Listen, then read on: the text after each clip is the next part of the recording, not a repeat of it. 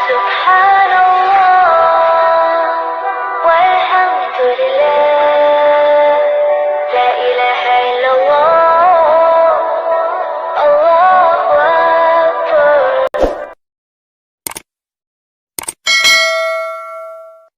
بسم الله الرحمن الرحيم. إن الذين آمنوا وعملوا الصالحات وأخبتوا إلى ربهم أولئك أصحاب الجنة هم فيها خالدون. مثل الفريقين كالأعمى والأصم والبصير والسميع هل يستويان مثلا افلا تذکرون. صدق اللہ العظیم. اللہم صل علی سیدنا و مولانا محمد و آلہ و اصحابہ و بارک وسلم. بے شک جو ایمان لائے اور نیک عمل کیے اور عجز و نیاز سے جھک گئے اپنے پروردگار کی طرف، یہی لوگ جنتی ہیں، وہ اس میں ہمیشہ رہیں گے. ان دونوں فریقوں کی مثال ایسی ہے جیسے ایک اندھا اور بہرا ہو اور دوسرا دیکھنے والا اور سننے والا ہو. کیا یکساں ہیں ان دونوں کا حال؟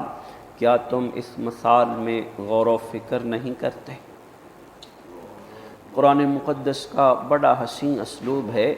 اللہ سونا اپنے نہ ماننے والوں کو وعید سناتا ہے، اپنے غضب، اپنی پکڑ، اپنی بارگاہ سے دیے جانے والے عذاب کا اچھی طرح کھول کھول کے بیان فرماتا ہے، اور ساتھ ہی ایمان والوں اور اعمال صالح والوں کو اپنی بارگاہ سے بشارتیں سناتا ہے.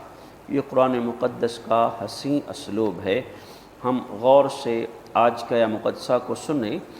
رب تعالیٰ فرماتا ہے ان الذین آمنوا، بے شک جو لوگ ایمان والے ہیں، وعملوا الصالحات اور اعمال صالح کرنے والے ہیں. قرآن مقدس میں یہ جو الفاظ ہیں آمنوا وعملوا الصالحات، یہ اس قدر کثرت کے ساتھ ہیں اور ہمیں سمجھانے کے لیے بہت عمدہ اور دل میں اترنے والے الفاظ ہیں.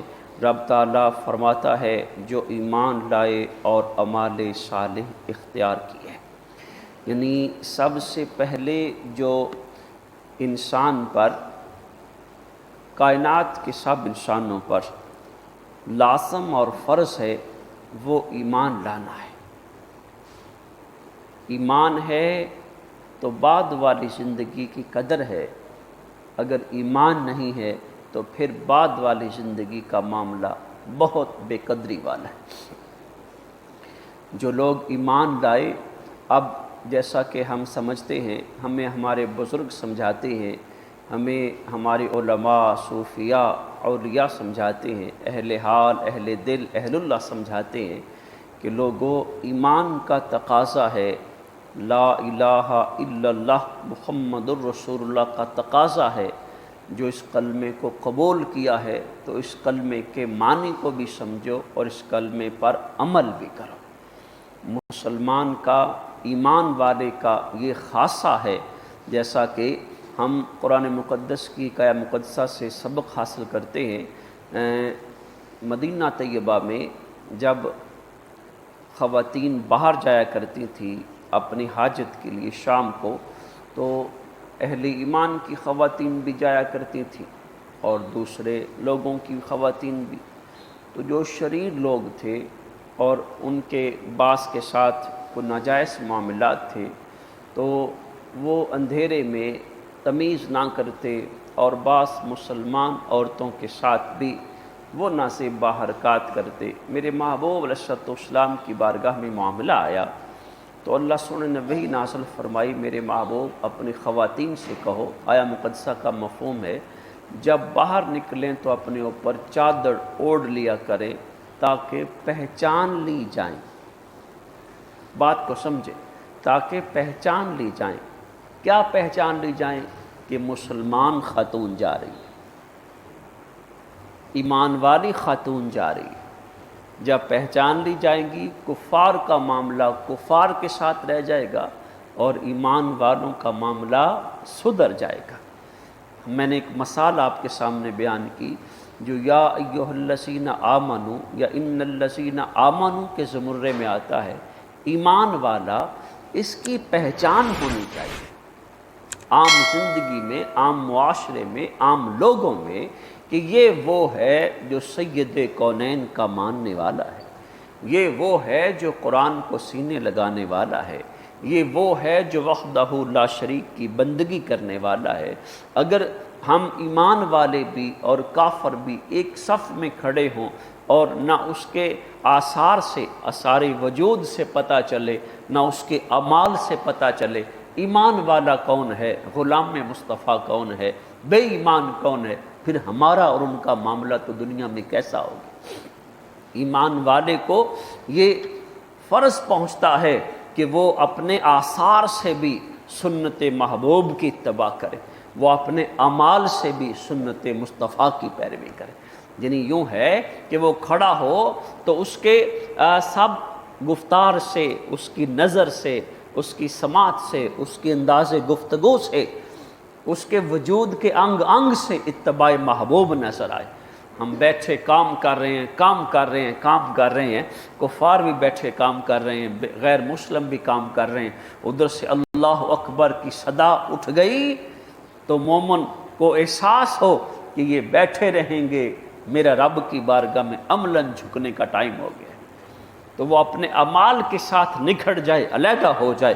اللہ سنا فرماتا ہے جو ایمان والے ہیں، اعمال صالح والے ہیں، ان کے دل میں اللہ کی توحید ہے، قرآن کی محبت ہے، میرے محبوب کی اتباع کا جذبہ ہے، اور پھر وہ جذبہ صرف ایمان کی حد تک نہیں، عملی طور پر وہ اسلام کو اپنائے ہوئے ہیں، وَأَخْبَتُوا إِلَىٰ رَبِّهِمْ، اور عجز و نیاز کے ساتھ رب کی بارگاہ میں جھک گئے۔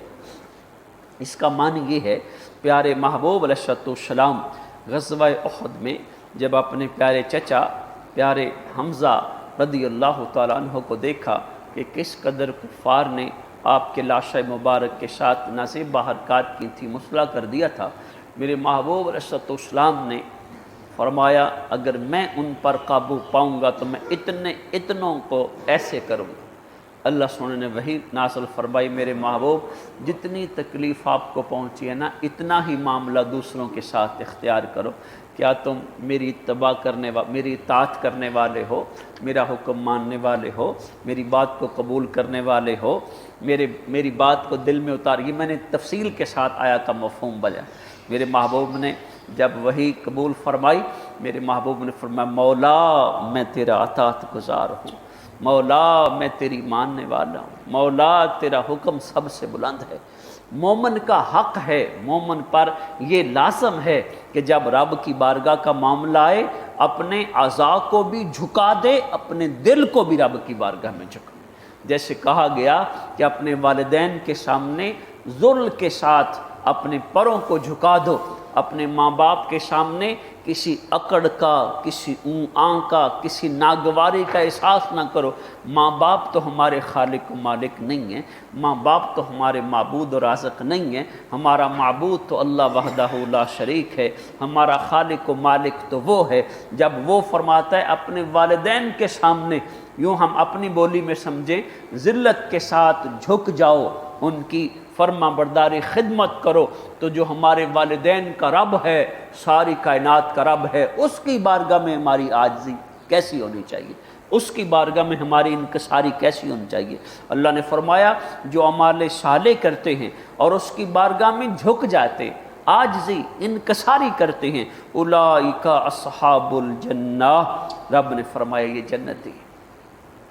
یہ جملہ چھوٹا سا ہے کہ وہ جنتی ہیں، لیکن اس میں معنی کا ایک سمندر پنہا ہے کہ وہ رب کی رحمتوں والے ہیں۔ ہم فیہا خالدون، وہاں سے کبھی نکلیں گے نہیں، جدا نہیں ہوں گے، وہاں سے خراج نہیں ہوگا، وہ ہمیشہ میری نعمتوں میں رہیں گے۔ اللہ سونا دونوں مثالیں بیان فرما کر آتا ہے، مثل الفریقین کالأعمی والأصم، یہ دو فریق ہیں، ایک ان میں سے اندھا ہے اور بہرا ہے، والبصیر والسمیع، دوسرا دیکھنے والا اور سننے والا ہے۔ اللہ سن نے کفار کی مسلمانوں کی مثال دی کہ کافر ایسے ہے کہ نہ اسے نظر آتا ہے نہ اسے سنائی دیتا ہے۔ یہ ابو جہل کو ہم دیکھیں، اسے والضحیٰ کا مکھڑا نظر نہیں آتا، اسے قرآن کی حلاوت چاشنی سنائی نہیں دیتی۔ ہم ابو بکر کی بات کریں، اس کو والضحیٰ کے مکھڑے پر جان نثار کرنا آتا ہے، اسے قرآن سن کے دل سے آنسو بہانا آتا ہے۔ یعنی ہم کافروں کی مومنوں کی مثال دیکھیں، کفار ایسے ہیں گویا وہ حق کو دیکھنے والے نہیں، گویا وہ حق کو سننے والے نہیں۔ مومن وہ ہے جو حق کو دیکھنے کی سعادت بھی رکھتے ہیں، سننے کی سعادت بھی رکھتے ہیں۔ حل یستویان مثلا، کیا ان دونوں کی مثال برابر ہے؟ ہم اپنے مسلمانوں کے حال پر سبقاً اس بات کو لگائیں، جو شخص اذان سنتا ہے اللہ کی بارگاہ میں جھکنے کے لیے وہ بے قرار ہو جاتا ہے، اپنے معاملے کو سمیٹتا ہے، اپنے آرام کو چھوڑتا ہے اور ایک سنی انسنی کر دیتا ہے، کیا یہ دونوں برابر ہیں؟ کیا یہ دونوں برابر ہیں؟ اللہ سبحانہ فرماتا ہے افلا تذکرون، او لوگو اتنی حسین باتیں، اتنی پیاری باتیں، اتنی دل نشیں باتیں تمہارے دلوں میں نہیں اترتی؟ تمہارے دل کیسے ہو گئے؟ تم نے کیسا راستہ اپنا لیا ہے؟ کس غفلت میں ڈوب گئے ہو؟ کس گمراہی کی دلدل میں پھنس گئے ہو؟ اتنا حسین کلام جو سارے کلاموں کا سردار ہے، ایسا میٹھا کلام، ایسا پیارا دل نشیں، تمہارے دل اسے قبول نہیں کرتے، تم غور و فکر کیوں نہیں کرتے؟ اللہ سنا ہمیں ساتیں عطا فرمائے۔ لبیک لبیک لبیک یا رسول اللہ لبیک